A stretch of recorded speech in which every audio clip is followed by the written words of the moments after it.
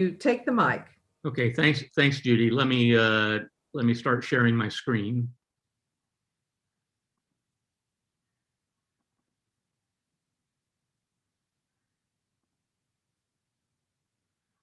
Okay, well, as Judy said, I'm Wayne Scherner, and I'm a certified Texas Master Gardener. I'm in Bell County.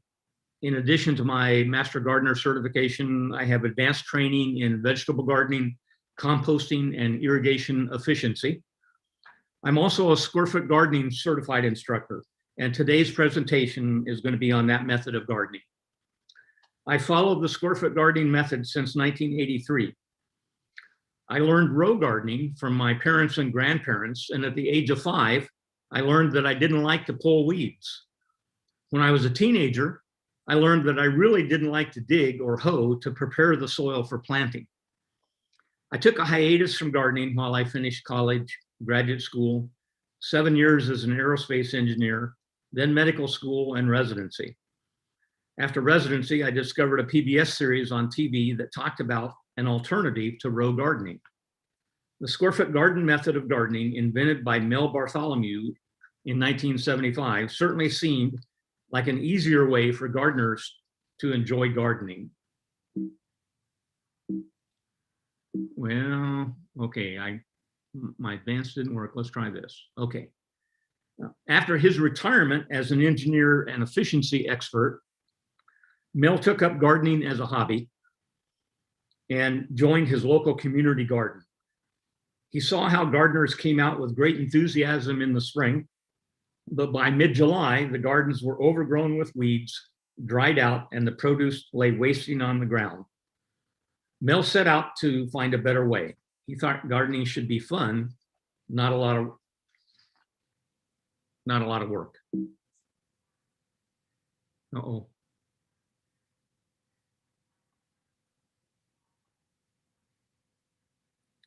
Mel devised an experimental garden at his home in Long Island, New York, and refined the method by trial and error. As time went on, Mel's experimentation showed some unique results that became the basis of the method today. He created a formula for spacing to utilize the least amount of space for the highest yields without seed waste or having to thin seedlings. His original method, introduced in his 1981 book, recommended amendments to native soil. Over the next 25 years, he learned that some native soils are difficult to amend into an optimum growing medium. Mel experimented with different growing mediums until he developed what he thought was the ideal medium that can be used in any location, independent of the characteristics of native soil. He wanted something that was easily made from readily available ingredients and didn't require a lot of work or special tools.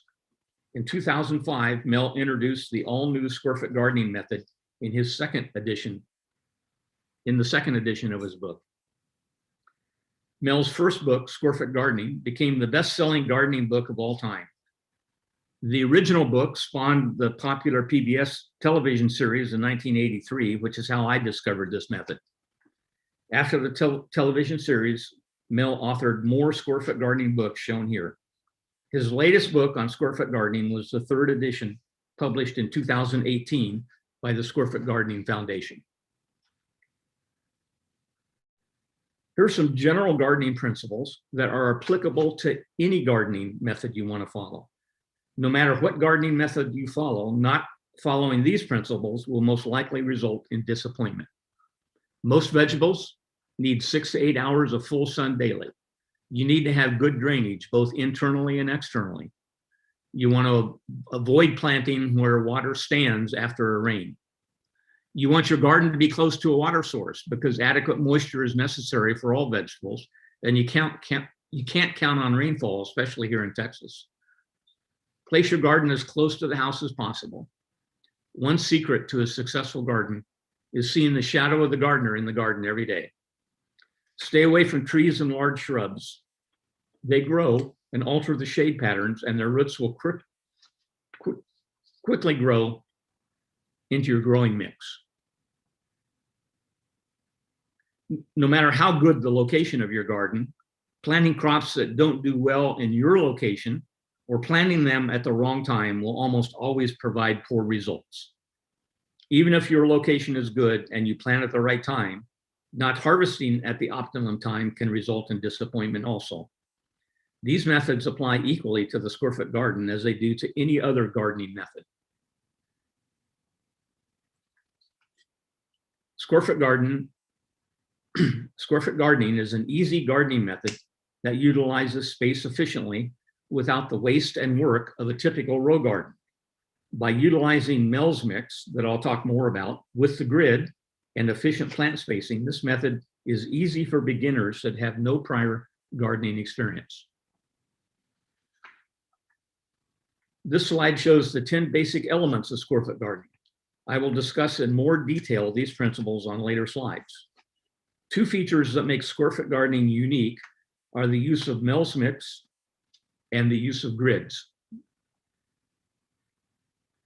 The first unique feature comes from the use of Mel's mix. This is the mixture Mel created based on his years of experimentation. It is made from 1/3 peat moss that has been fluffed up, 1/3 coarse vermiculite, and 1/3 homemade or blended compost. Since no native soil is used, you don't need to be concerned about soil characteristics that are difficult or impossible to adjust. This is particularly important in most areas of Texas because our soil pH is too high for growing most vegetables. The exception is for East Texas, which is known for its acidic soil. Our soil salinity may also be too high for optimum vegetable production. Both a high pH and high salinity are conditions that are nearly impossible to correct. Mel's mix is completely organic. Compost provides all the nutrients that are required and is the only thing that needs to be replenished after a harvest. No additional fertilizer is necessary. Mel's mix is soft and friable, so weeds, which are few, can easily be removed by hand. No heavy tools are necessary. The vermiculite and peat moss both help retain moisture in the mix and help reduce waste from overwatering. They act like a sponge and only soak up what water is needed. They also hold air in the mix. Most vegetable crops only require a 6-inch depth of Mel's mix. Roots will spread out, not down.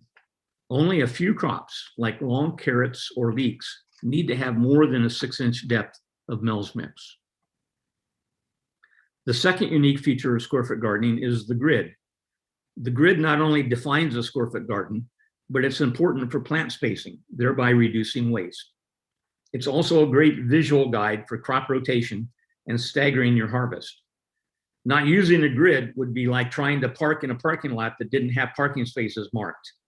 You wouldn't be able to park as many cars in that lot as you could with well-defined parking spaces. It's important to utilize the grid and see the garden as individual mini gardens. That's what makes it a square foot garden. Square foot gardening is easy for beginners, especially children who love to get involved. This is a great way to get them started on their gardening journey. Here are a few reasons why square foot gardening is so successful. It saves space and water usage. It can provide opportunities to strengthen communities. It encourages children and families to grow their own nutritious food. It emphasizes the 3 R's of reduce, reuse, and recycle. It can positively impact climate change and sustainability. It can help promote a healthy lifestyle. It's perfect for use by community groups, restaurants, civic organizations, hospitals, veterans groups, and other volunteer groups. This is a photo from the latest book, All New Square Foot Gardening, 3rd edition. It shows a typical harvest in a growing season from one 4-foot by 4-foot bed. Of course, what you would see in your garden is going to vary depending upon what you plant and where you're located, but the options available are endless. Get the kids involved. They love getting their hands dirty and nurturing plants. Square foot gardening can teach them so much about where our food comes from, the environment, math, science, and being a part of the community. The Square Foot Gardening Foundation is involved in summer camps, Boy Scouts and Girl Scouts, schools, and even working with seniors. There are many ways square foot gardening can help in your community. On a previous slide, I mentioned what we call the 3 R's, reduce, reuse, and recycle. Square foot gardening is a method that reduces the need for lots of seeds and space. No waste like what can occur with typical row gardening. Food waste is a huge problem. With square foot gardening, you can reduce food waste by only growing what you need. In fact, I just read something this morning that indicated that 40% of the food grown in the United States is wasted. That's a huge amount of food waste. Too many people grow too much, and the harvest winds up on the ground rotting, or you can't give it away fast enough. Square foot gardening reduces reliance on fertilizers by using natural, nutrient-rich compost that you can make yourself. Square foot gardening reduces water waste by using Mel's Mix, which retains water and encourages hand watering instead of broadcasting water over the entire garden. Square foot gardening is big on reusing. Reuse materials for building your boxes. You can find scrap lumber by asking your local lumber yard or at construction sites. They may even cut it into 4-foot lengths if you ask. Some people use bricks or old patio stones to define their box. Old Venetian blinds can be used to make great grids. Think about regrowing some of your food from food scraps. Celery, potatoes, lettuce are all perfect for regrowing. Experiment and have fun. Replenish each square with compost after you harvest it and replant with the same or a new crop. Pull lettuce after it bolts, add it to your compost pile, then replant that square with another crop. Recycling is a critical part of composting. Leftover veggie scraps can be used to help eliminate food waste. Instead of throwing them out, use them in soup stocks, freeze them, or put them in the compost pile. Recycle egg cartons and toilet paper tubes for seed starters. Used solo cups are perfect for hand watering your garden. And there are lots of great ways to recycle when it comes to square foot gardening. Row gardening can be wasteful because it's easy to overplant in a typical row garden. What happens to all those zucchini that get too big or rotten tomatoes that are laying on the ground? Typical row gardening can be too much work and a waste of precious space, water, and produce. The worst part of row gardening is retilling each spring and pulling weeds all summer long. With the square foot gardening method, it's easy to place at least part of your garden right outside your back door. Who doesn't love the taste of a real strawberry picked right from your own garden, or a big juicy ripe pepper still warm from the sun? You'll be eating healthy and looking forward to your next nutritious meal, ripening right in your own square foot garden. There are many ways to share a square foot garden in your own town. A great place to start is with your community garden, or perhaps in your house of worship, library, or school. Senior centers are a great way to get people involved. Make sure you have permission, and don't forget you need a water source and plenty of sun. Now let's talk about the 8 steps on how to get started with the square foot gardening method. There's a lot more detail in the books written by Mel on square foot gardening, but this will get you started. Here's an overview of the 8 steps to help you get started. I'm going to go into more detail about each step on the following slides. Step 1 is planning your garden. If you're new to gardening, I urge you to start small with either one 4-foot by 4-foot bed or even a 3-foot by 3-foot bed. Think of the foods you most love to eat and work from there. There are convenient charts in the book to help you plan for specific types of gardens, such as a salsa garden or a salad garden. Be creative.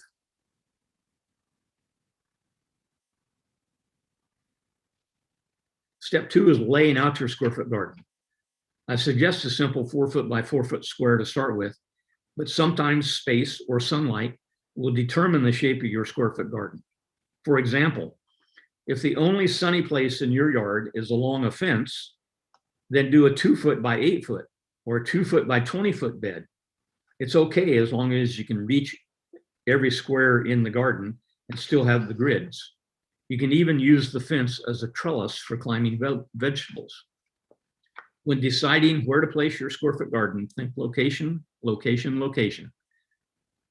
Repeating from an earlier slide, you want your garden as close to the house for convenience and a water source. Choose an area that gets 6 to 8 hours of sun per day. If you have less than that, you can still grow, but you'll have a limited selection of crops to choose from. Stay clear of trees and shrubs that may end up shading more of your garden than originally intended, and it can also send roots into your garden. Stay away from areas that puddle after a heavy rain. You don't want standing water where you place your bed because it could inhibit drainage. You don't need to worry about any existing soil because you're not going to be using it. Step 3 is building the box for your raised bed. There are lots of materials that you can use to build your box, but wood is a popular choice. A key thing about your bed is you need to be able to reach into the center without walking on the growing mix. Since most people's arms are about 2 foot in length, beds should not be wider than 4 feet. For children, keep the width to 3 feet or even 2 feet. It's simple to build a raised bed for your square foot garden. The only materials you need to build a wood box are 4 4-foot length boards. I recommend 2 inch by 8 inch or 1 inch by 8 inch will do. It's easy to ask any home improvement center that already sells wood in 8-foot lengths just to cut 2 in half. Remember, you only need a 6-inch depth of Mel's Mix, so the extra depth from a 2 by 8 leaves room to mulch around your plants, which helps retain moisture and moderate the temperature in your garden bed. This is particularly important in most of Texas. Some square foot gardeners use a sturdy weed cloth to serve as a weed barrier by separating Mel's Mix from the native soil below it, but I personally have found this to be unnecessary. Decking screws and a power drill make assembly easy. Grids can be built by using 9 strips of 4-foot length wood lath. You can also use old Venetian blinds or even bamboo sticks to make your grid. Again, a grid helps you visualize the optimum spacing for plants in your garden. Like I said before, not using a grid would be like trying to optimize parking in a parking lot that didn't have lines painted. Mel said, without a grid, it's not a square foot garden. Step 4 is building a trellis or other accessories. Many crops can be grown up, not out. Crops like melons, indeterminate tomatoes, cucumbers, pole beans, even winter squash or pumpkins can grow vertically with a strong trellis frame and netting. I suggest using 2 half-inch rebars pounded into the ground on the outside edge of the box and half-inch electrical metal conduit slip right over that, and with a strong nylon netting. Normally, you'll trellis your square foot garden on the north side of a raised bed, so tall plants won't shade other plants. However, there may be times when you want to trellis on the west side, specifically to provide shade from the hot afternoon sun in Texas. Vertical gardening is explained in depth in the book, and some examples of trellises are on the next 2 slides. This trellis is for 4 adjacent squares and is 7 foot tall.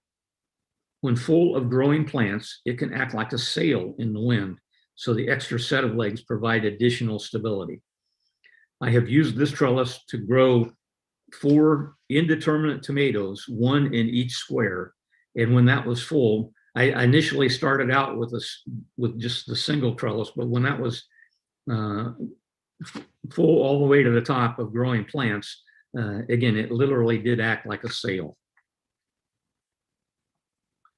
If you only want 1 tomato plant, you can easily build a trellis like this for a single square. In this case, the nylon netting wraps around the 4 uprights. This can be used for any climbing plant, such as indeterminate tomatoes, pole beans, peas, winter squash, or cucumbers. Even watermelons, cantaloupe, or pumpkins can be grown on a trellis.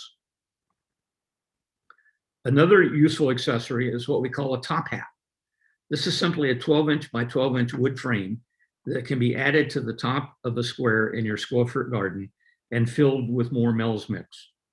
This is a great way to add additional depth to a single square for growing long root vegetables such as carrots and leeks, or for growing late season potatoes that benefit from additional soil mounding.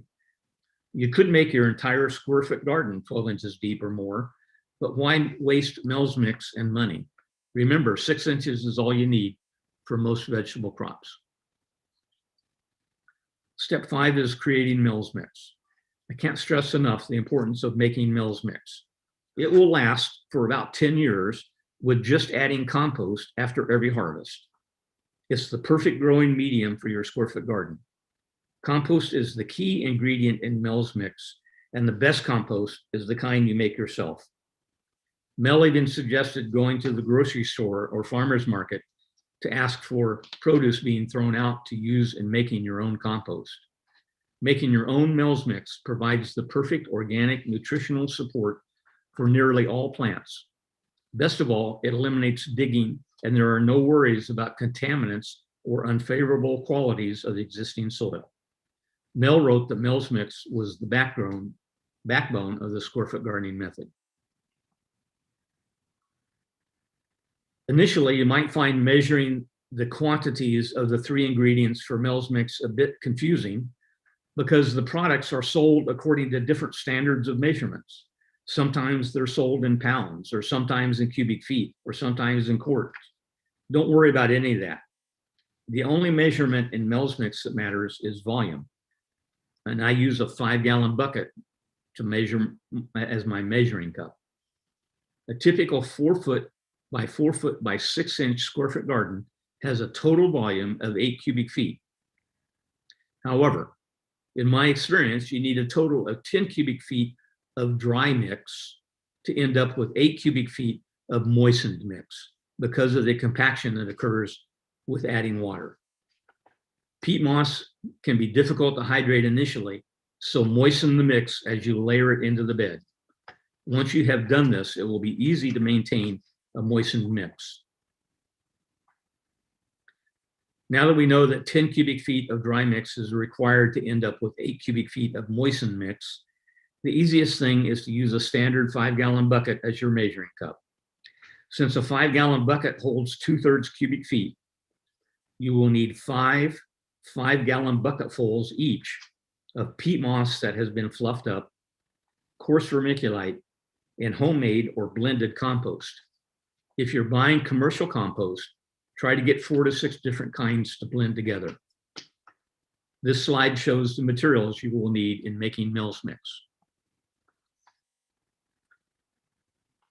This step might be easier with a helper. We suggest using a face mask to reduce breathing dust particles, or you can just simply mist it lightly with water during each step to minimize any dust. Lay your tarp close to your square foot box on a flat surface. Have a hose with a spray nozzle handy. Start with the measured compost in the center of your tarp. Again, you need 5 5-gallon bucketfuls. If they're different types of compost, you're going to want to mix them together first. So just lift the corner of the tarp and drag it to the opposite corner. Then pick up another corner and go to the opposite corner, and keep doing this until you can't identify any of the different composts. Everything looks the same. Once they're all blended together, then add in the measured peat moss. And again, for a typical bed, you want 5 5-gallon bucketfuls of peat moss that has been fluffed up. And I keep talking about fluffing up peat moss because most of the time, it's the least expensive way to buy it is in compressed bales. So a 3 cubic foot compressed bale will typically fluff up to about 4 cubic feet of peat moss. And so again, once you've added the peat moss, you want to mix it into your compost the same way you initially blended the compost.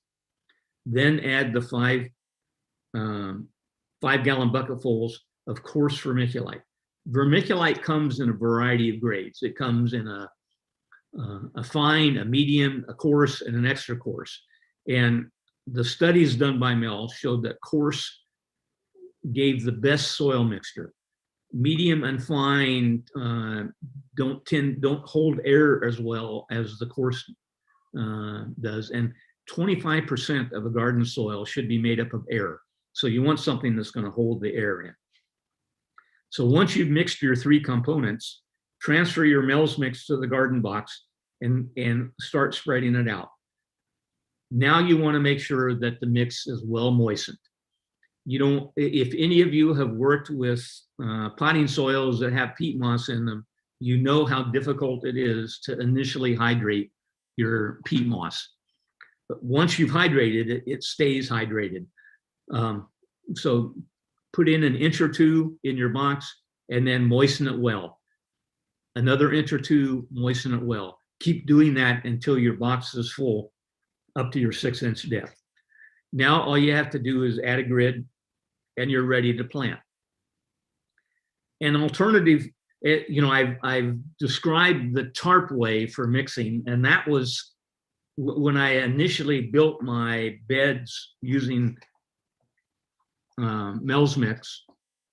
I had to mix 30 cubic feet total of mix, enough for 3 beds. And I was doing that at the end of July when the temperatures were in the 95 to 105 degree range, and I was doing it by myself.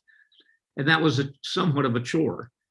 Ever since then, I do it differently. I simply use a wheelbarrow.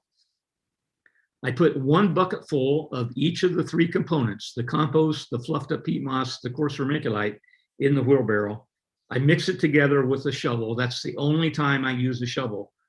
And then I wheel it to my raised bed. I dump it in, I spread it out, and I moisten it. And then I repeat that step 4 more times, and I have filled my bed, my 4x4 bed, to a 6-inch depth of moistened Mel's mix.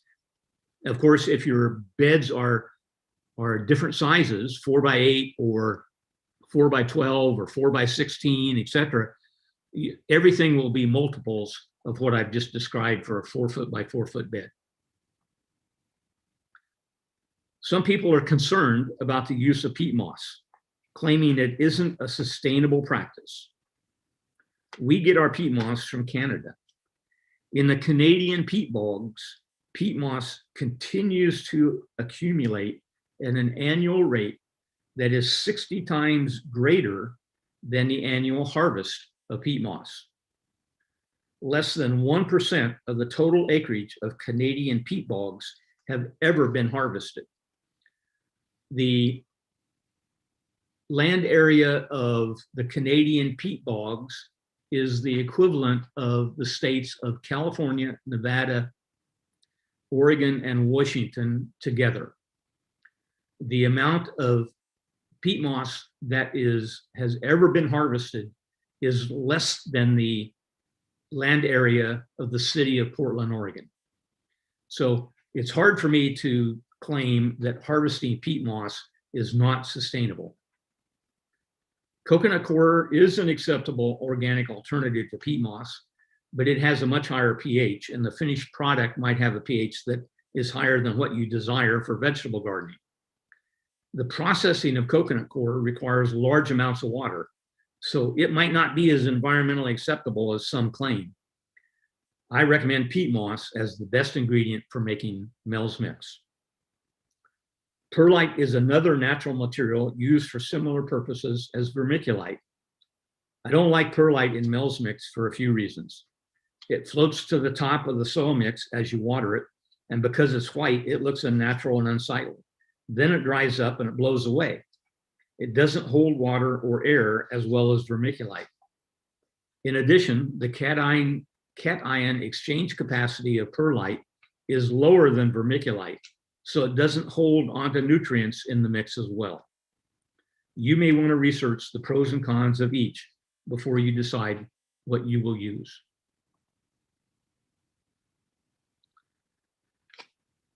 This is not a presentation on composting, but I want to spend a little extra time talking about compost, since it is the biggest variable in making Mel's mix.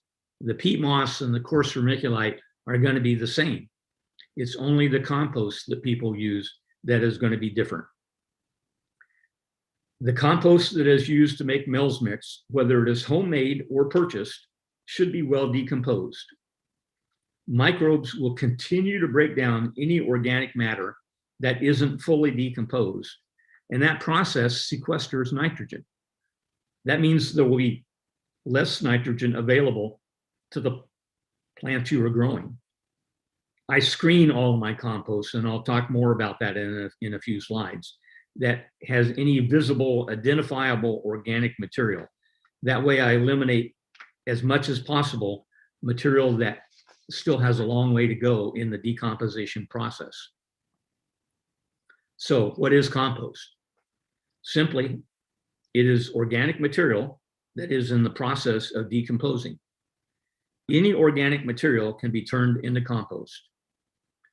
Commercially produced compost is just an organic waste byproduct of some commercial process that has been turned into compost so they can get rid of their waste. Mel recognized that homemade compost is better than purchased compost simply because we know what's in it. There are lots of materials around that can be used in composting. Avoid meat or bones because they can attract four-legged critters. Compost that has been made properly should not have offensive odors. Composting is the controlled management of the normal decomposition process. The result is an earthy smelling, dark brown to black product that is one of the best amendments available for a garden. The macroorganisms are the critters that physically break down organic material. They reduce the size of the organic material so the microorganisms can more easily do their thing. The microorganisms change the organic compounds into their inorganic elements.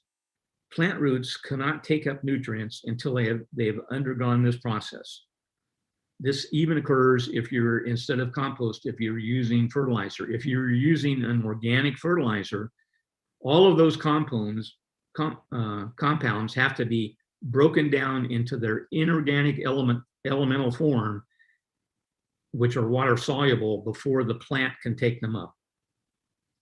There are different microbes that thrive at different temperatures. They can be generally grouped into those that are active in the 50 to 100 degree Fahrenheit range, 100 to 140 Fahrenheit range, and in the 140 to 170 Fahrenheit range. Temperatures above 140 Fahrenheit are necessary to kill most weed seeds and most pathogenic organisms.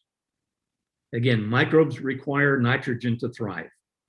If organic material that hasn't significantly decomposed is added into the growing medium, nitrogen will be sequestered by the microbes involved in the continued decomposition of that material. This reduces the amount of nitrogen available for plant growth. This sequestered nitrogen is slowly released as decomposition is completed and the microbes gradually die off. There are numerous advantages to the use of compost in the traditional garden. Clay soil tends to drain too slowly, and compost will improve drainage. Sandy soils tend to drain too quickly, and compost will help slow that down. Compost helps improve the structure of soils and helps stabilize the pH for soils that are too acidic or too alkaline. Compost is teeming with microbes, and adding those to the soil helps continue the decomposition necessary to release the inorganic elements that are required for plant growth. In my opinion, compost is the most important component of Mel's Mix. It's the most common variable between different batches of Mel's Mix. From traditional gardening, we know that compost can be useful to amend any soil, whether it is pure clay, pure sand, or anything in between. Compost helps make soil more friable and helps retain moisture and air in the soil. In Mel's Mix, we only need compost for its nutrients and microbes because the peat moss and coarse vermiculite provide the other functions. Since the decomposition process causes nitrogen to be sequestered by the microbes, compost should be as decomposed as possible before it is used to make Mel's Mix. In order to minimize the amount of undecomposed organic material that is still identifiable, I prefer to screen all my compost, homemade or purchased, through a screen made from 1/4-inch hardware cloth. What goes through the screen is still not completely decomposed compost, but it won't take as long to finish decomposing as it would if that coarser material was still present. Hot composting is the method used by most commercial compost producers since it will kill weed seeds and most pathogens. Hot composting can be accomplished by the home gardener as long as the size of the pile is at least 3 feet by 3 feet by 3 foot. Piles smaller than that usually won't achieve the temperatures required to destroy weed seeds or pathogens. The heat in a hot compost pile comes from the action of microbes decomposing the organic material, not from environmental temperatures. If I build a new pile in January, or if I build a new pile in August, within 3 days, the temperature at the core of my compost pile is 160 degrees, which is where I want it. So the external temperatures are irrelevant. Cold composting is what happens when the pile is too small or not enough oxygen or water is provided. There might be some rise in temperature, but won't get hot enough to kill weed seed or pathogen. Organic material that is being cold composted should be as free of weed seeds and diseased plant material as possible, since that won't be destroyed in the process. With hot composting, you can get usable compost in 2 to 6 months. With cold composting, it can take at least 1 to 2 years. Leaf mold is what happens naturally on the forest floor. It takes longer to decompose because there are no greens being added to the browns and no one is turning it to add oxygen. The cut and drop method is when organic materials are cut and just left in place to decompose. It is what I do every time I mow my lawn using my mulching mower. Mulching grass clippings can reduce lawn fertilization needs by at least 25%. The best method of composting is the method that you will do and continue to do because you like the results. Any composting method is better than taking kitchen or yard waste to the curb to end up in a landfill. It is estimated that 30% of what ends up in landfills is food or yard waste that could and should be composted. Anything that can be done to reduce this is beneficial to our environment. Even though hot composting is more work, you get usable compost much more quickly. The more frequently a hot compost pile is turned, the more quickly you will have stable compost. The cut and drop method is the easiest, but also takes the longest for the decomposition process to occur.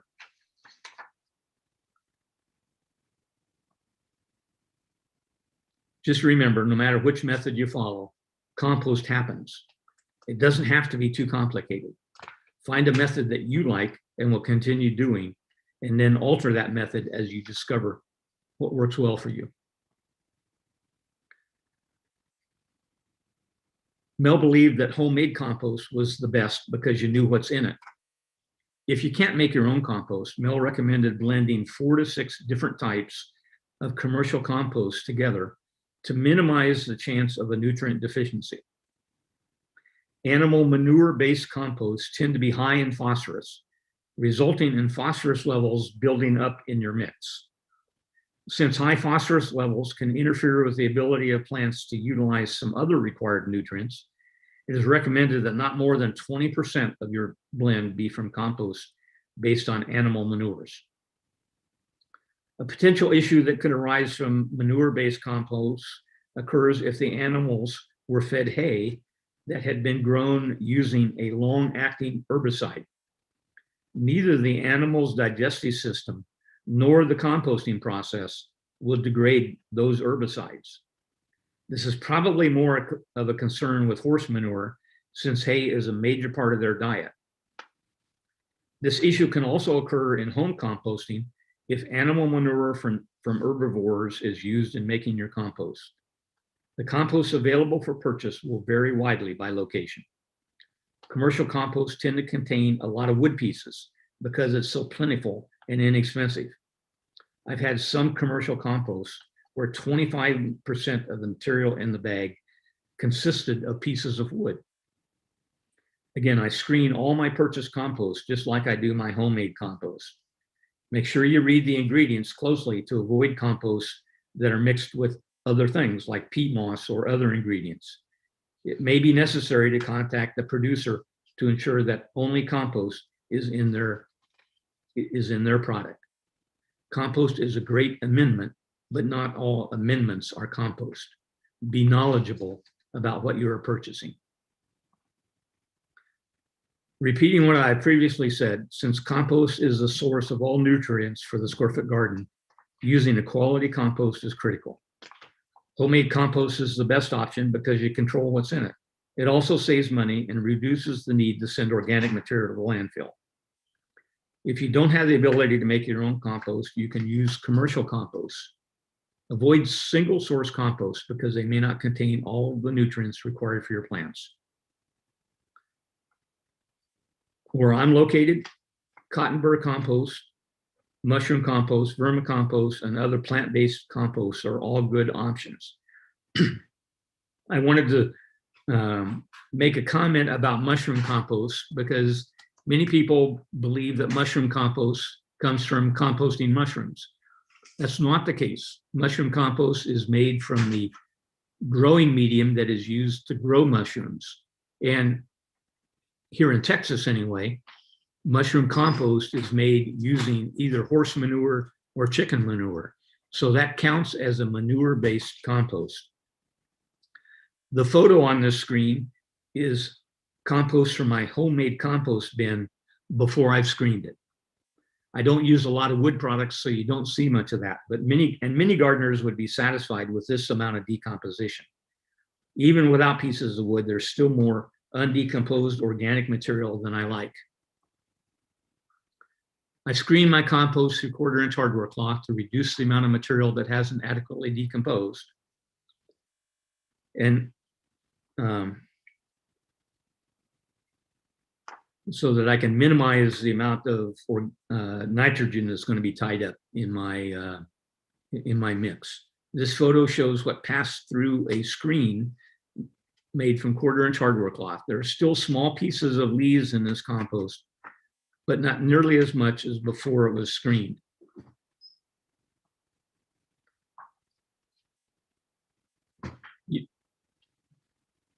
You can use compost with a lot of undecomposed material as a mulch on top of your garden, as long as it isn't incorporated into the mix.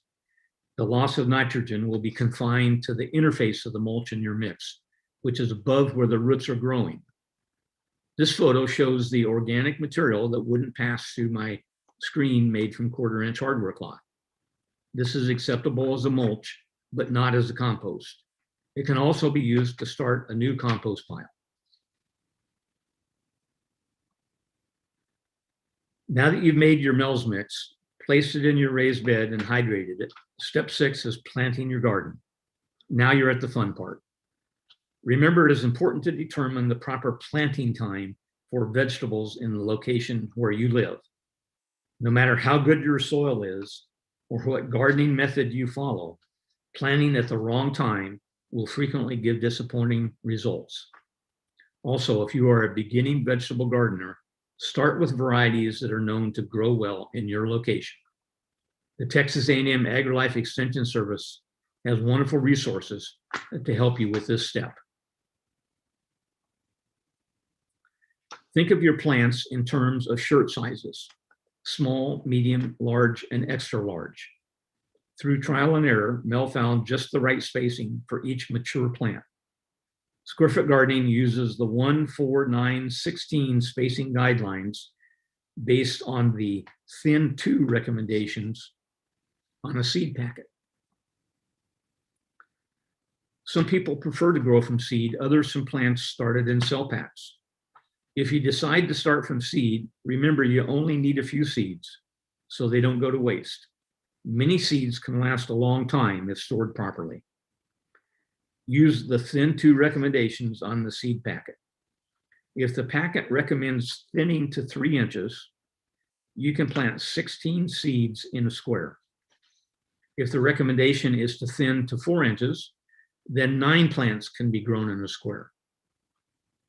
If the recommendation is to thin to every 6 inches, then 4 plants can be grown in that square. If 12-inch spacing is recommended, then grow 1 plant in the square. There are a few crops that require more than 1 square, and that's usually because of the size of the plant. For example, summer squash, either yellow squash or zucchini, has huge leaves, and if you plant that in 1 square, the adjacent squares will all be shaded by the leaves of that plant. And so I plant things like summer squash or determinate tomatoes, which grow like a bush, in a separate 2-foot by 2-foot box. And that's the only thing that I put in that box. That way there's no shading of the squares around them. On the slide, you can see some examples of the 1, 4, 9, 16 spacing method.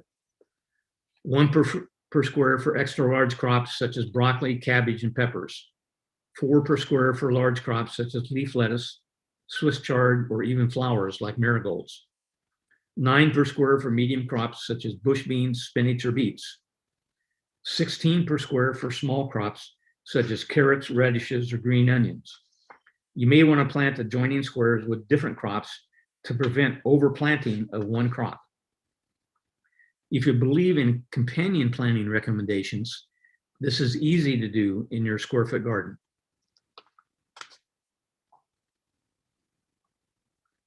Step 7 is maintaining your square foot garden. This is easy. A trowel, a pencil, a pair of scissors, and a small pruner are the only tools you really need to maintain your square foot garden.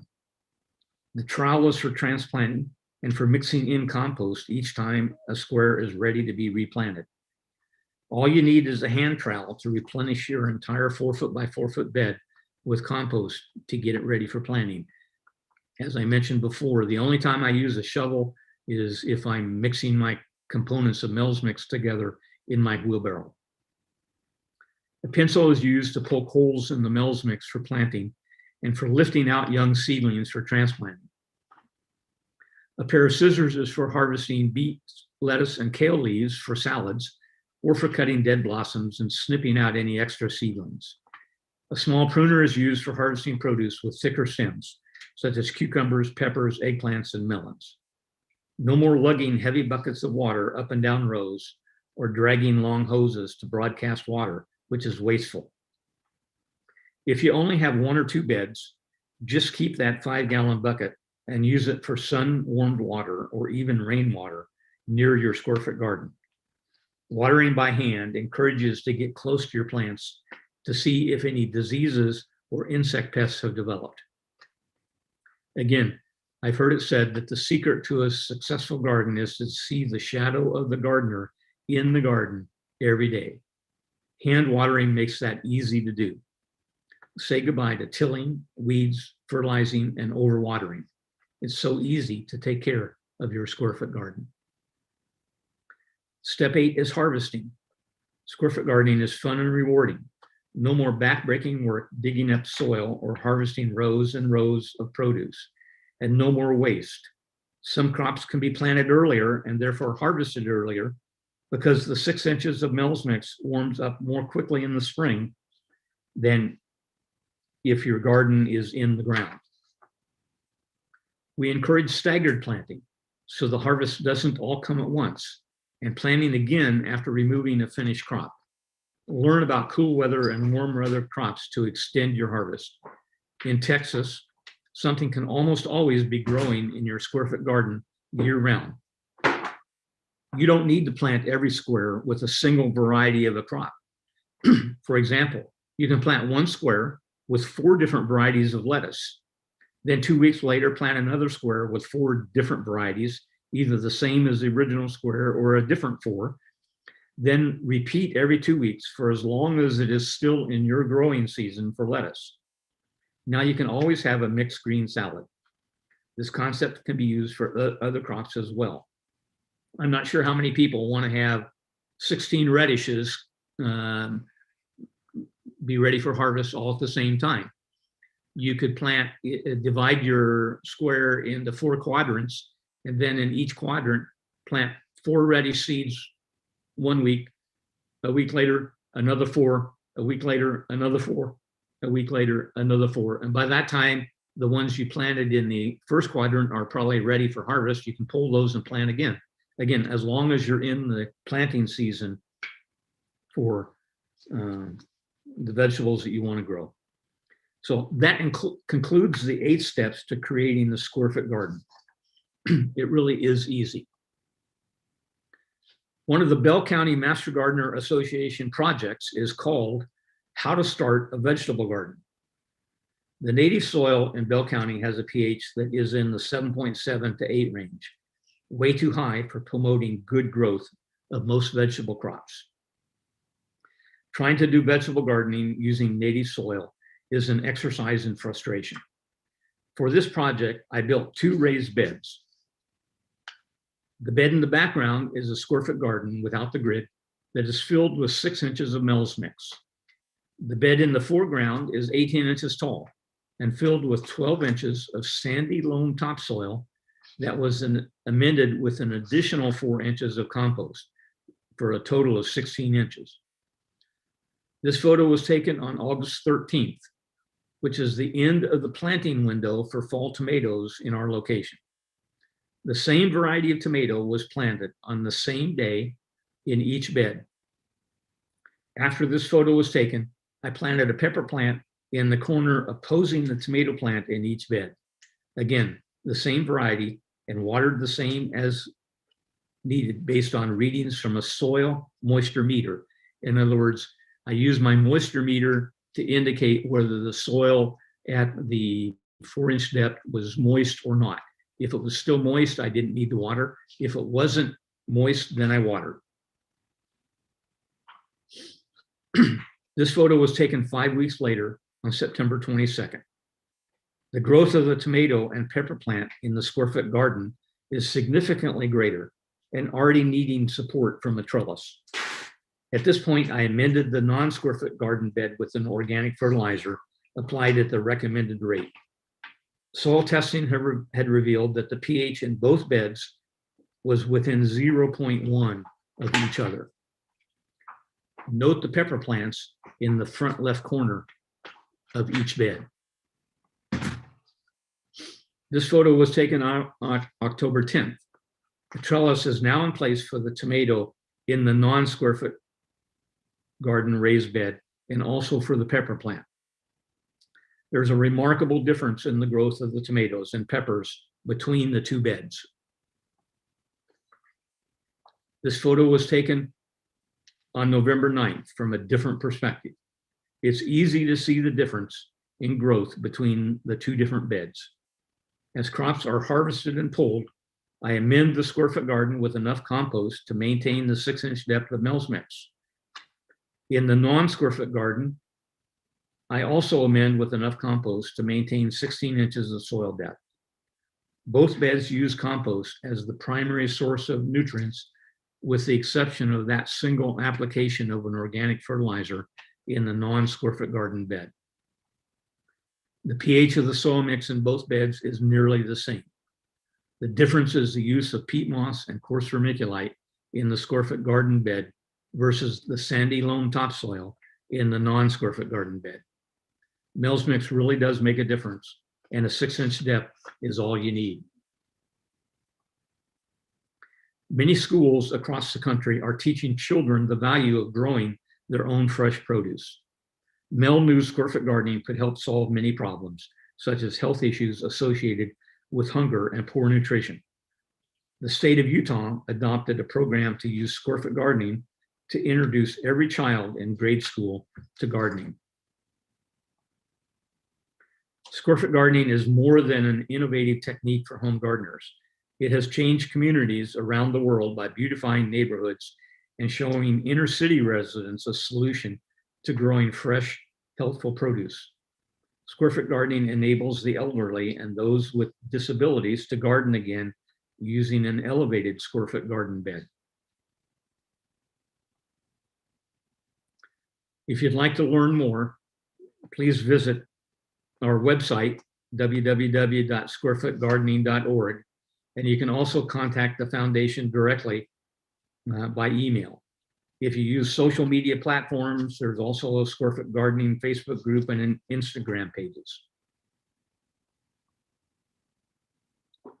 To find out more in-depth information about how to get started with your own Square Foot garden, please check out the latest book, the all-new Square Foot Gardening Edition. You can find all of the Square Foot Garden books under Shop Our Books on the website, on Amazon, at your local bookstore, or probably even in the Dallas Public Library.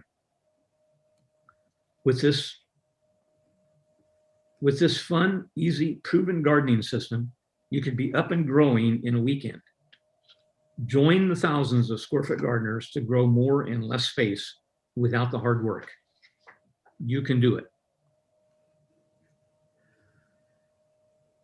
Well, I'm not so sure. This is fascinating. And Okay, looks so like let me stop my share. There, okay.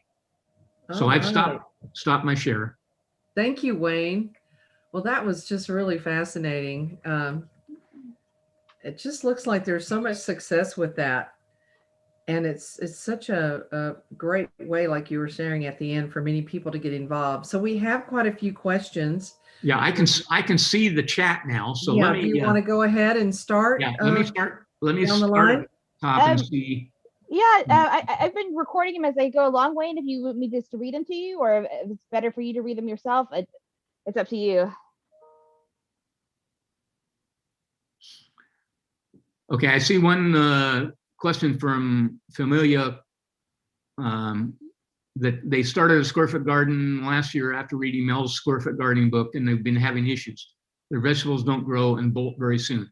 Again, I will tell you, it's most commonly it's one of two things.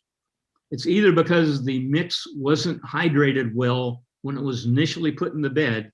And again, if you don't do that, if you fill your bed with Mel's mix and then try to hydrate it, it's very difficult. So that could be one problem.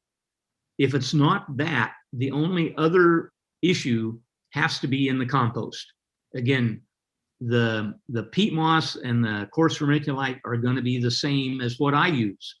It's the only difference is in the compost. And if you use compost that has a lot of undecomposed material in it, then that's going to sequester nitrogen and your plants won't have enough nitrogen. Now, eventually that process is going to be completed and you should, if that's the issue, you should start having success.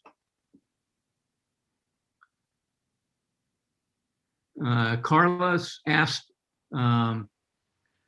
okay, in a supporting tomatoes in a Square Foot bed, if it's an indeterminate variety that grows like a vine, you can plant those one per square as long as you prune the tomato, remove the suckers, and only have one or two main stems for each plant.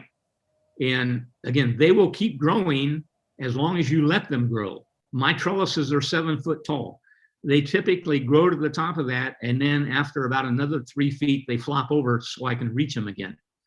If you're planting a determinate tomatoes, those grow like a bush, and they only grow to a certain height.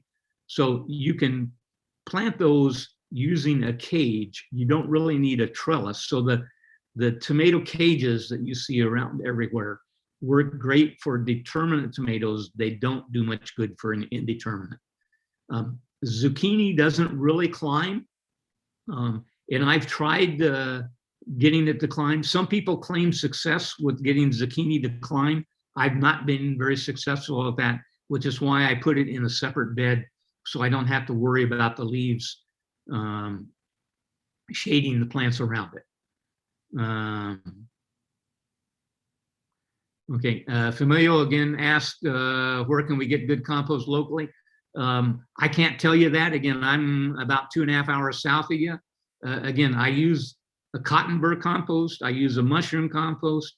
I know other manure-based composts that you can select from could be black cow is a common one.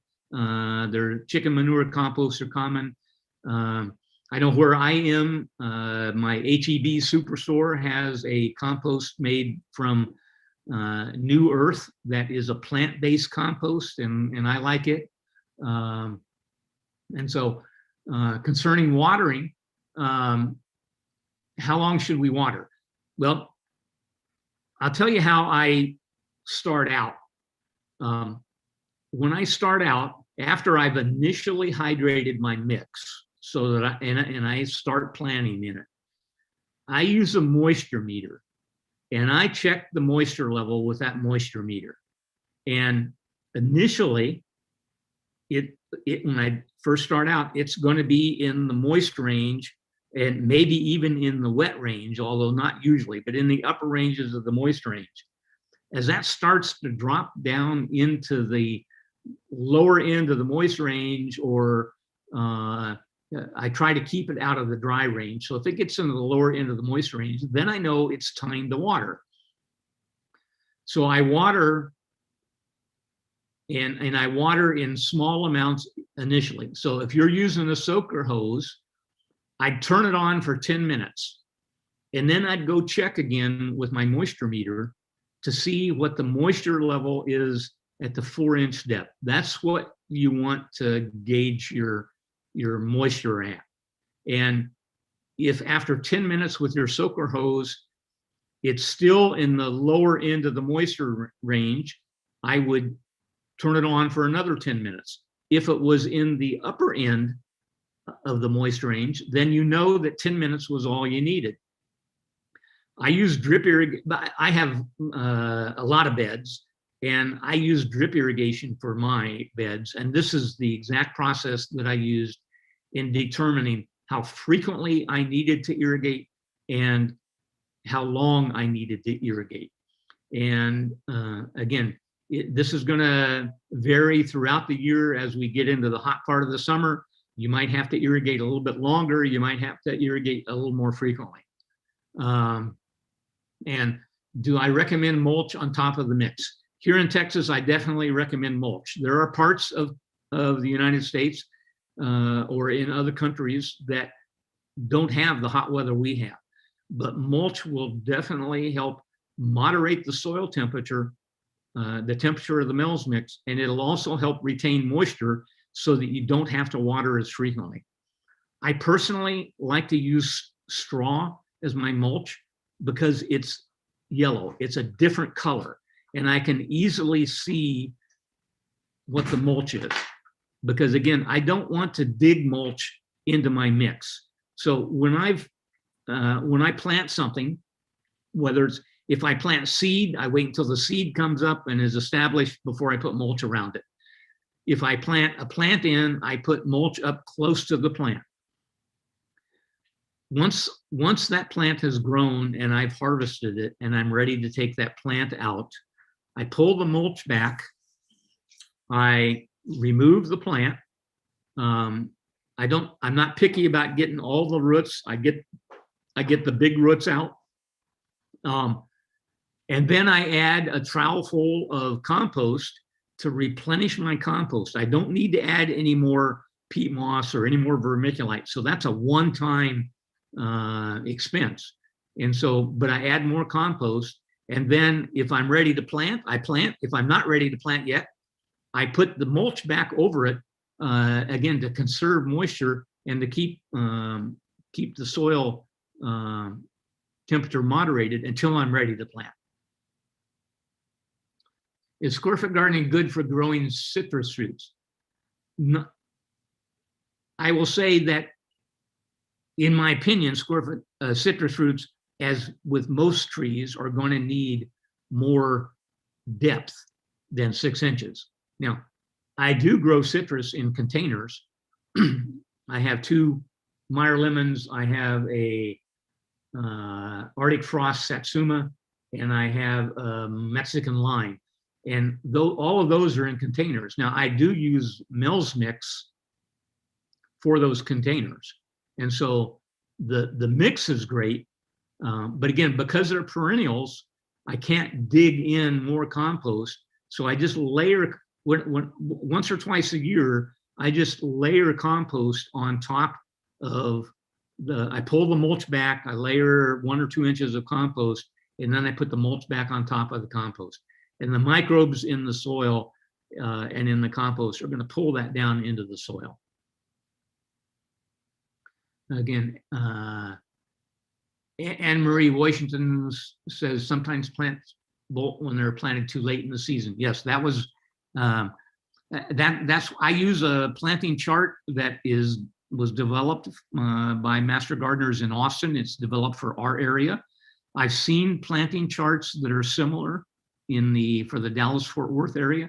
I know the Denton Master Gardeners Association has a planting chart, and that will tell you when the optimum time is to plant things in your growing season. And so, yeah, if you don't plant things at the right time, then those plants that are going to bolt are going to do that before you get much off of it. And so it's, again, you really need to be consistent with that. Familia has chickens 10 months ago, composting the manure along with chicken leftovers, coffee grounds, eggshells. We plan to add that to our vegetable garden next season. Again, as long as it's well composted, great. Now, let me make a comment about eggshells. Eggshells will take, if you just take the eggshell and put it in your compost pile, by the time you're done composting everything else, the eggshell is still going to be there. Okay. It takes years, literally 5 to 6 years at least, before eggshells will be broken down by microbes. If you pulverize the eggshells, you won't see them, but it still takes a long time for the microbes to release the calcium. I'm not saying not to do it, just don't count on it making a difference. All of those people who tell you that when they plant tomatoes, they put eggshells in the bottom of their hole to give calcium to their tomato plant are fooling themselves, because that calcium isn't going to be available for years.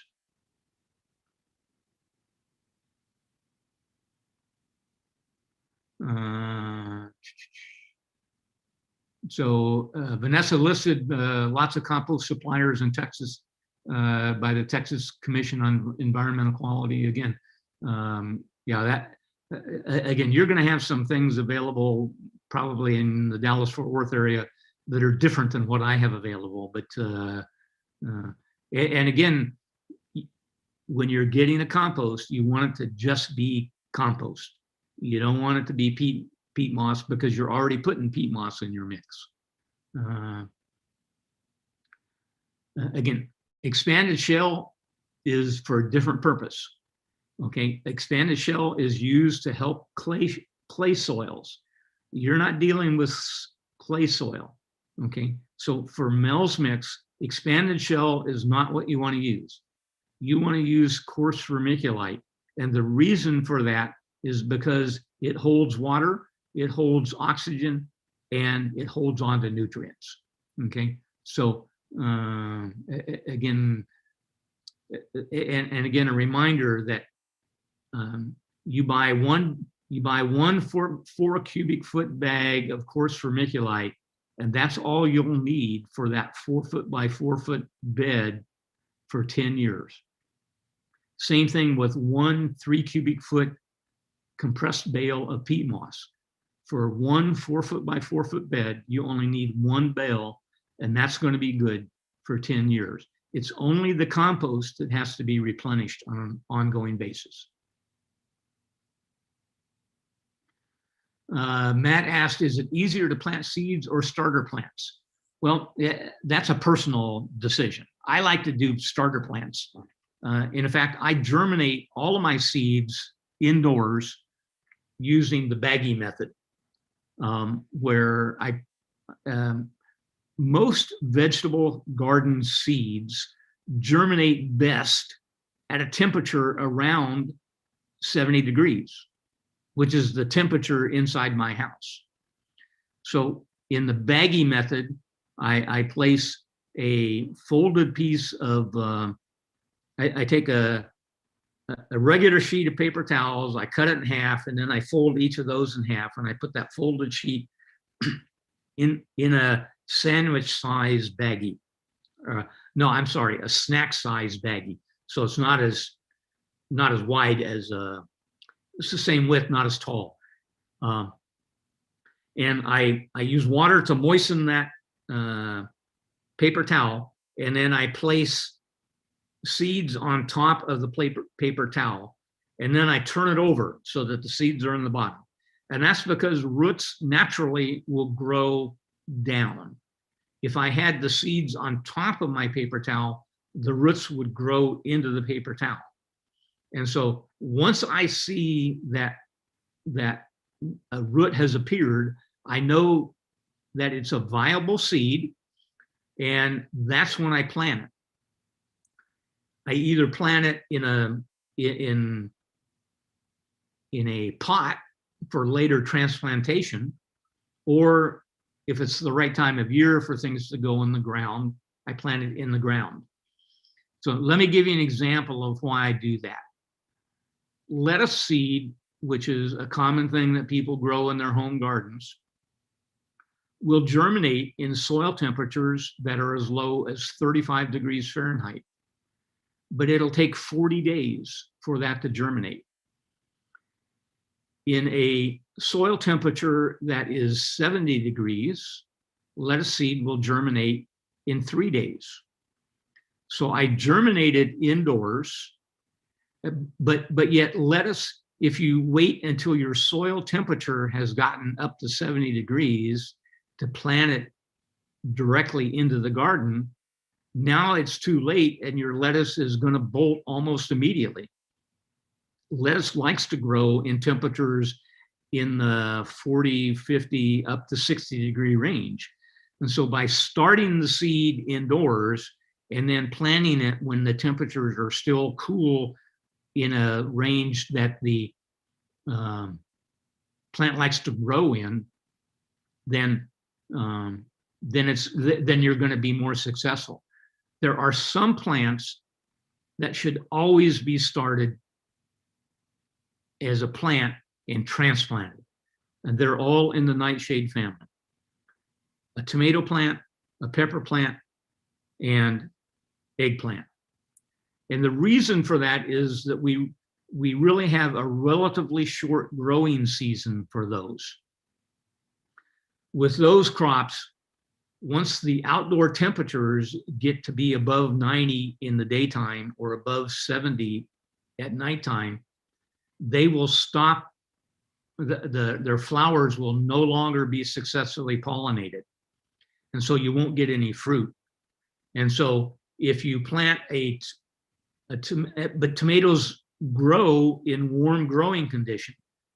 So if you waited until after your average last frost date, which for your area, I think is probably around the last week of March, maybe the first part of April.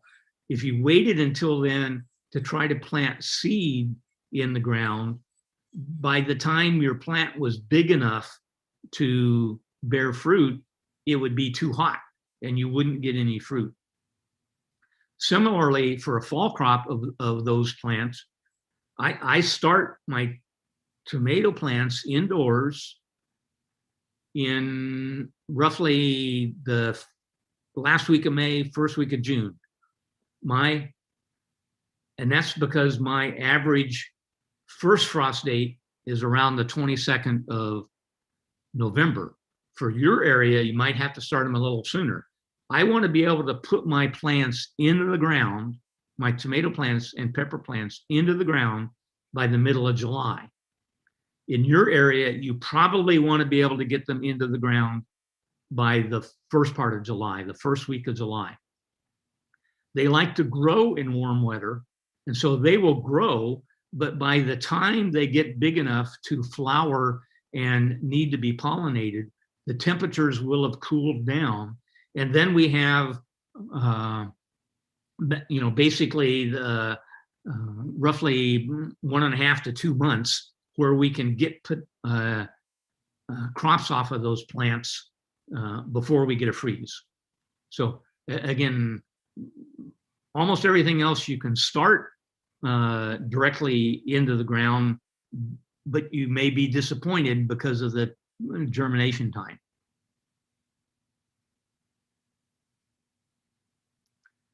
Can I plant 4 baby spinach plants in 1 square or more? It kind of depends on how big that baby spinach gets. If it stays small, then you probably could get 9 in a square. The spinach that I plant actually gets pretty big. And so I plant 4 in a square. But again, you want to base the number of plants based on what the mature size of the plant is going to be. Julie asked about what about chicken waste from a coop? Again, as long as it's composted, you can use that. I never put uncomposted manure on my garden. I never put uncomposted manure on my garden. Okay. Rabbit manure might be an exception, but I don't have any rabbits. Okay. And so Carla said that mentioned that. So again, I've heard that rabbit manure can be used without composting.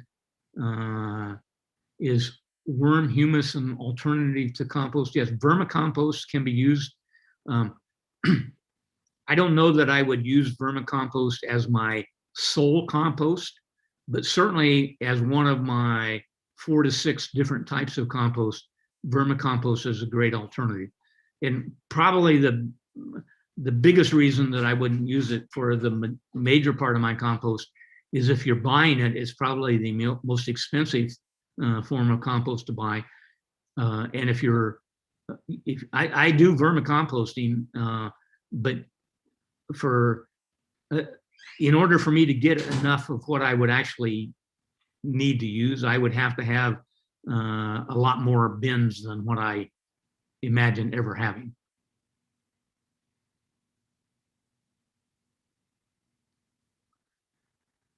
Okay, Yvonne asks about worms in the compost to make it decompose quicker.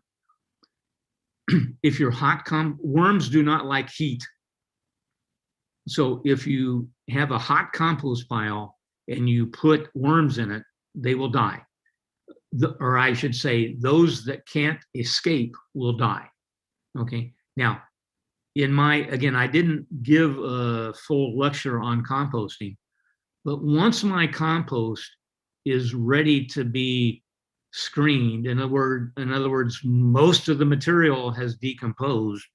If I'm not ready to use it yet, I just let it sit in that bin. If I don't need to build a new pile, or if I'm not ready to use it, I just let it sit there. And the cold composting process is still going to continue. And worms will come up into my compost bin when it's doing that.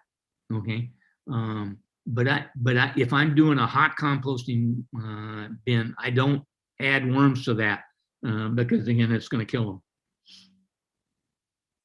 You could put worms in your bed, okay, in potted plants, as Anne Marie suggested, but so again, but not in a hot compost pile. And again, Anne Marie said, yeah, but you can get free worms if you go out after a rainfall. Again, the reason worms come out after a rainfall is because the rainwater has filled up their holes and they need oxygen. They need to breathe oxygen, so they come up to the surface. Again, Vanessa gave a couple of great websites. Again, I can't emphasize enough the value of the Aggie horticulture websites. Matt asked, should you still put down the anti-weed tarps? I don't. Okay. Now I'll tell you what I do. I do one of two things. I either use my weed whacker and I get any growing vegetation from below where I'm going to have my bed, and for about 2 feet around the bed, and I remove all that. That works. The other thing I do is I have a weed torch. And so if I don't feel like weed whacking, I'll get my weed torch with my propane out, and I will kill all the growing material in that, where the bed is going to sit plus 2 feet around it. Where I put my bed, I'm going to put in my Mills mix, and I can only think of 2 things that will grow up through that. One of them I have, and that's plants that come from my nearby blackberry bushes, and they will grow up into my Mills mix. But when I see them, I just pull them out. They're easy to pull. The other thing that will grow up through that is nutsedge. If somebody takes an above the ground swimming pool and has it put in, if they have nutsedge below their swimming pool, the nutsedge will grow through the plastic of their swimming pool. And so nutsedge is very difficult. And so, that's not everybody has a problem with that. And then in the 2 feet around each bed, I put arborist wood chips, and I put a thick layer, like a 6-inch layer, and I keep it at about 6 inches. And where my garden is located, the grass that I have growing around it is either one of 2 things. It's either St. Augustine, or it's wild Bermuda. And I don't get Bermuda growing up into my garden bed. Okay. Now, the first beds that I did, because the square foot gardening method recommended putting down a weed barrier, I used that. I removed it all after 2 years. It does not drain well, in spite of what they tell you. Okay. It will inhibit drainage, and it inhibits air movement into the native soil below. And that means that the earthworms and the microbes that are already in that soil won't thrive. And so I don't want anything as a barrier, either below my aisles or below my bed. Now, if I was putting it on a place where I knew there'd been some contaminated soil, that might be a different thing. But again, most of the time, things that are planted in a square foot garden, the roots are not going to go below 6 inches. When I first became a square foot gardening certified instructor was also when I had gone through the Master Gardener course, and I was doing my advanced training in vegetable gardening.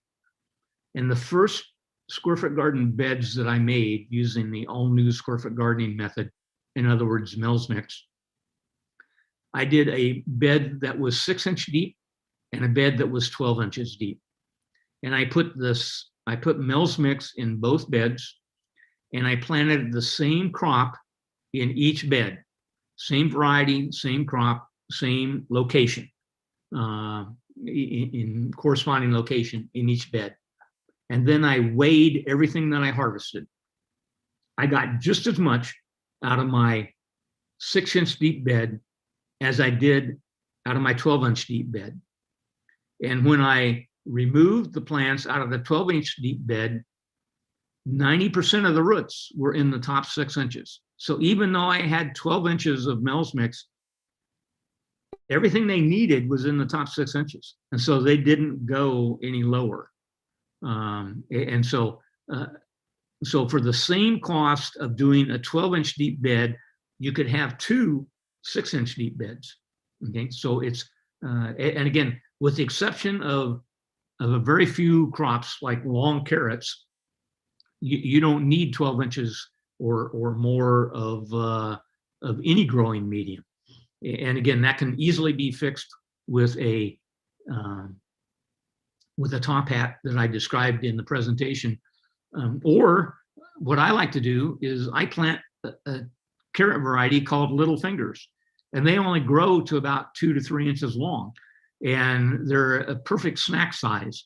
And so I don't even have to use the top hat to grow carrots, the variety that I grow.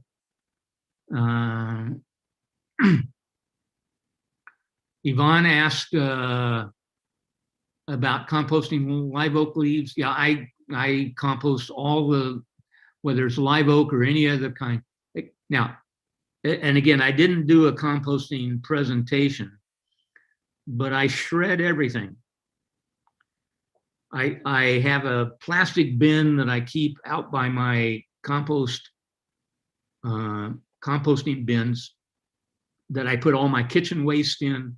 I put all my plant waste out of the garden in, storing it until I'm ready to build a new pile.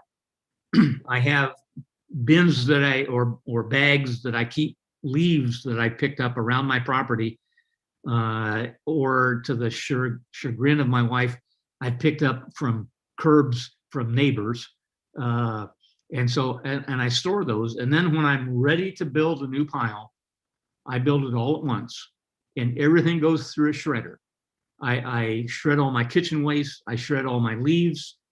That helps get the microbes, help gets the material down to smaller pieces that the microbes can more easily work on. For the majority of my greens, for building a compost pile, it's the grass clippings that I bag.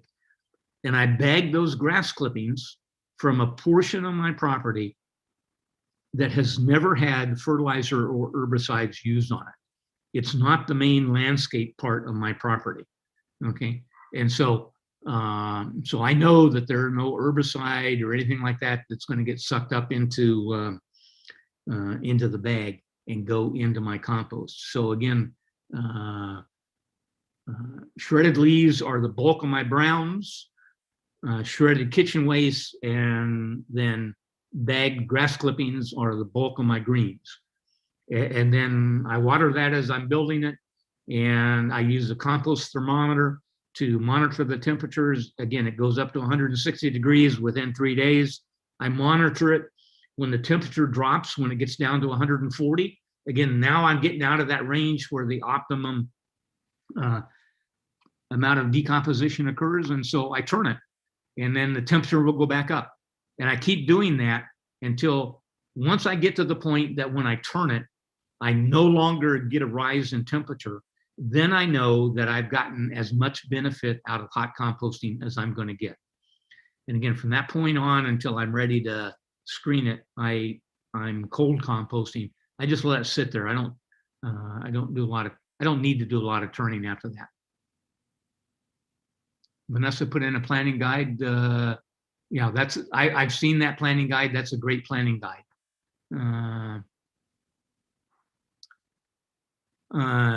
Earwigs and centipedes, overwhelmed gardens. I don't know that Mel's Mix by itself will help reduce them. Earwigs and centipedes are some of the macroorganisms that help break down undecomposed material. So if you have a lot of they don't usually eat live plants, but they will eat dead material. The exception of that, I know that the earwigs like my strawberries, but I haven't had nearly as much problem with earwigs or centipedes since I started using the all-new square foot gardening method in 2015.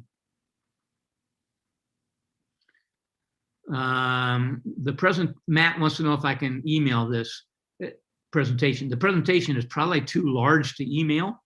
Matt, if you, I think there's a mechanism that I can share it through Microsoft Office. Wait, if you send it to me, I can send it. I'll put it on a Google Drive, and I can send it to the people afterwards if you'd like to share it with me. Okay, so yeah, I've got your email, Vanessa. So again, there's a way. I know there's a way I can share it. I know it's way too large with all the pictures and everything to be able to share. Just attach it to an email, but I can share it, and then Vanessa can get it out for people. Yes, thank you, Wayne. It was amazing, amazing slideshow. Okay, Robert asked, should I soak seeds before planting in the garden? Will this help to germinate? Again, if you're going to just soak them and then plant them, I would not soak them for more than 24 hours. Now, again, I use, like I described earlier, I use the baggie method because seeds do need some oxygen. And if you just put them in water, they aren't getting any oxygen. They're getting minimal amounts out of the water. And so, but for large seeds like bean seeds and pea seeds, if you want to, if the temperatures are proper for direct seeding, then you can soak them overnight, and that will help them plump up and get more water, and so you might get a little more germination. There's an excellent chart that I will send to Vanessa on seed germination at different temperatures. And so it'll tell you which temperatures are best for different seeds to germinate. And that will help you decide whether you can direct sow them or whether it's better to germinate them indoors. And then once they've germinated, then plant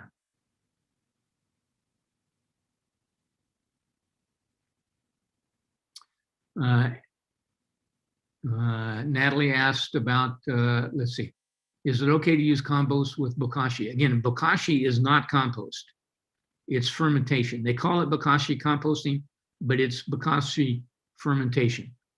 And if you took that and then put it in your compost pile, because once bokashi fermentation is completed, pretty much all of the organic material is still identifiable. It hasn't decomposed. So you could take that material from bokashi fermentation and put it in your compost pile, but I wouldn't use it directly to make Mel's mix because that decomposition still has to occur. It's going to occur more quickly, but it still has to occur. Natalie moved a tomato plant and is now very sad looking. Will it be okay going forward? It might be. Again, I will tell you that a sad looking tomato plant will look the same if it's overwatered or if it's underwatered. And so you really have to know what the temperature is, what the moisture is in the soil before you determine whether it's a result of overwatering or underwatering. They'll look the same, okay? Anne Marie asked about any difference in the watering needs. Again, I use drip irrigation and the 12-inch bed, because there was more mix, it held water longer and I didn't have to, but again, at the 4 to 6 inch level, which is where 90% of the plant roots are, that's what I based my watering on. If I removed the top 6 inches and the water down at the lower 6 inches in my 12 inches boxes, that was still moist, okay? But it was never wet. That's a nice thing about Mel's Mix. Again, it's like a sponge. A sponge will only soak up so much, and then it won't soak up anymore. And any additional amount just runs out of the sponge. Same thing with Mel's Mix. It'll only soak up so much, and then it won't soak up anymore. And so you can't, it's hard to overwater a box with Mel's Mix. You can definitely underwater, but it's hard to overwater. Vanessa advertised the next Grow With Us is on May 10th. And it's smarter gardening through technology. Yvonne asked about what kind of shredder do I use. My shredder I bought it actually in 1987. So I'm not sure that it's even available anymore. One way that people shred things up is to use a weed whacker inside of a large trash bin. So make sure you wear gloves and goggles when you do that, but put some material in a trash bin, then put your weed whacker down in there and shred it all up that way. And again, the mulching mower, you can use your mulching mower to mow leaves. And then when I do that, that's the only time I put my bagger on, is when I'm vacuuming up leaves from my primary lawn, or if I need green material for my compost from my non-fertilized and non-herbicide lawn. So again, a mulching mower is going to help reduce things down to, and even if you don't have a bagger, just, you can rake your leaves into a row, run your mulching mower down it and shred it up as much as you can, rake it up, bag it, and it works.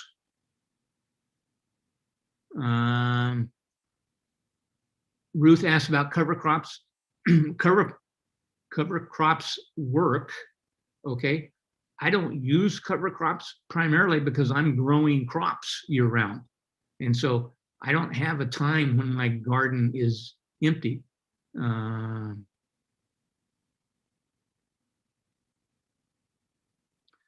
asked about rewatching this session. Yes, you should get a link. Vanessa will send out a link that will allow you to rewatch the entire session.